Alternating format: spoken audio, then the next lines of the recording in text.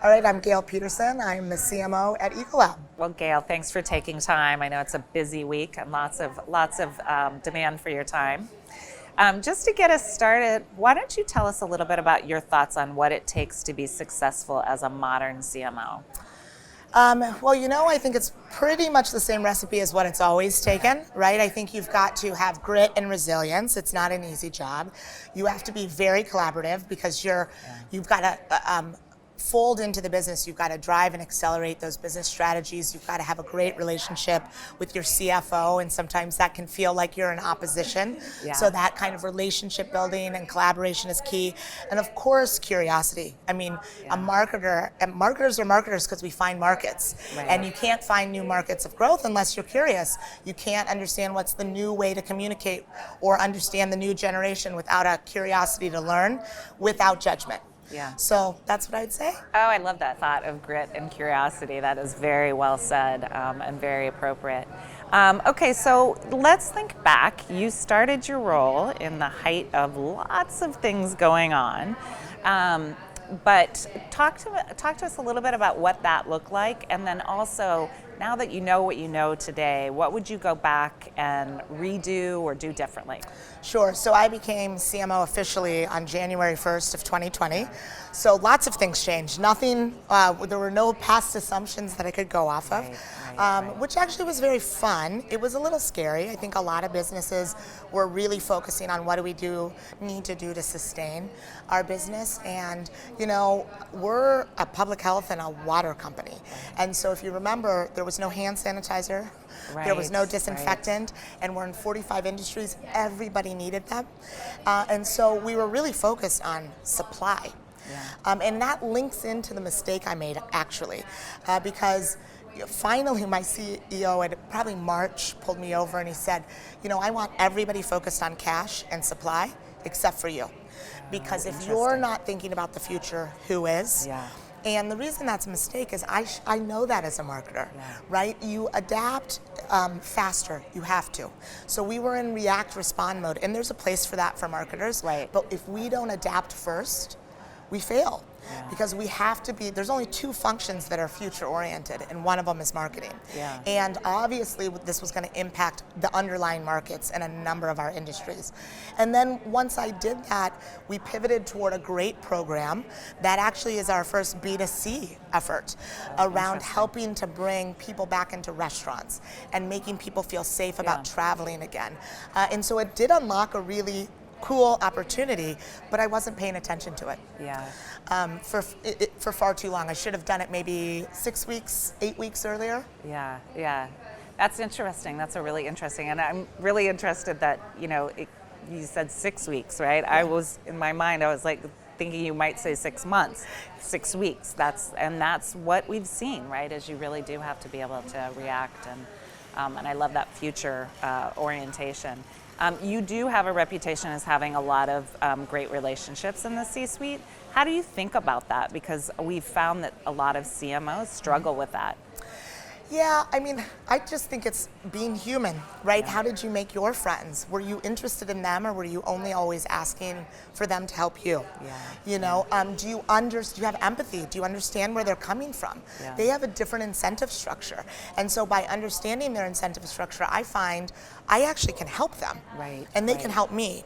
Right. I also think people just want to get to know who you are as a person. Yeah. And so I've been known to bring my whole self to work. Sometimes they're part of it, I'm sure they're like, you can leave that at home, but I don't. And so I think that also invites them to tell me about their lives. And then I think you own it when it doesn't go right?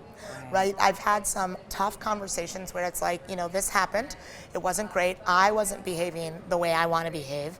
I also think what you said here wasn't helpful. How can we not repeat this? Yeah. It's fine to make mistakes. It kills me when you make the same mistake twice. Yeah, I love that. I always say too that you need to make friends when you don't need friends, right? That's beautifully said. So at Ecolab, and you personally, you guys are thinking a lot about personalization and sustainability, obviously very hot topics. Talk a little bit about how you think about that in your role. What are you doing? Yeah, well, so we've been at sustainability. I know it's a hot topic now. We've been at it for almost 100 years with the water business. And I would say, I don't know if it's so much personalization, but probably customization. Yeah. Because sustainability is local. And the majority of the customers that we work with in the sustainability space are industrial. I mean, all of our customers to some extent, but that it's crazy. The top 150 industrial companies have a third of the world's freshwater use. Oh, okay. And so when we want to make an impact, that's where we go. And for years, we've always said, we sell you things, there's a solution, it's a whole program, but you make return on that because we save you, whether it's uptime, labor productivity, reduced cost, because you don't have to replace an asset, whatever it might be.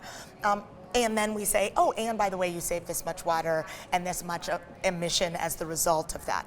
Where we're pivoting is much more toward, that's great that you did that. We're nowhere near where we need to be from a global standpoint. We need everybody to kind of do more. So we're getting a little bit more, I would say, I don't want to say aggressive, but kind of direct in how we talk about it, pulling it up higher in the order of our message, a little less about their operation, more about how are you getting to these promises you've made. Because we're, I think, at a precipice of greenwashing. Everybody's come out and made these big, bold statements, thank goodness, okay? Because otherwise we weren't gonna get there, but they don't know how to get there. And so even though we're a supplier for them, it's beholden to us to kind of push them. But you know, the customization is, it depends where your plant is. Are you in a watershed? It depends what you're making. So we do it plant by plant, asset by asset. Oh, you know, all the Heineken plants aren't the same. So that's how it kind of comes to bear. Yeah. Well, and I love that too, because your answer shows that you really are grappling with the problem, and the problem does not present itself everywhere the same, right? And then that's what it'll take to have solutions going forward. I love that. Thank you for all that you're doing on that. And I love the fact that you've been doing it for so long. Okay, so let's talk a little bit about, we have a friend in common, Jerry DeVard, who is fabulous and quite a force for good in the world. Talk to us a little bit about what your personal involvement in Becca is and why that's important. Well, so my personal involvement, I was a founding member, so when Jerry calls you, you answer. That's the bottom line. And she said, I'm thinking of putting this group together, and I thought to myself, wow, that's amazing. I remember being younger and wishing, I mean, if there was a group like that, I was a person, I thought I made it when I got to marketing manager. Like I was like, I'm good. You didn't know about the possibilities, and to see this group of 30 plus CMOs that are Black in all these different industries, the fact we exist, honestly, is inspirational. But to me, I joined and I participate because I care about the next generation. People helped me of all colors, and I was lucky. I was at a company that did have senior Black marketers. Anton Vincent is a Becca member. He was one of my mentors coming up. And so I was fortunate I had that, but a lot of people don't. And so they need to be mentored slightly differently. Of course they need to become good marketers, but the reality is how the world perceives Black people, and then you layer on race and all other elements of difference. There's some lessons that we've probably all learned the hard way that they don't need to learn, right? They can just take it from us and move forward and go hopefully higher and faster than we ever could. I love that. And how are you bringing some of that lessons back into the way you run your own group and organization and talent? Well, at Ecolab, we are very open about where we stand from a diversity, equity, and inclusion space. At our EC, we cover 2 topics each month. One's financials and one's where we are in DE&I. And we have very specific targets. So I would have said, oh, it's probably not going to impact me that much, but that's not true. It actually has made me even more pointed. We have an opening on my team. Guys, we don't have Hispanics people. Right? I meet with all the Black marketers in the organization once a quarter. And sadly, it's a small enough group I can do that. right? And we talk about things. And so I kind of am getting feedback from them that I can share with the future leaders. I realize I'm in a position of power, and it's my responsibility to use it to help people who are different.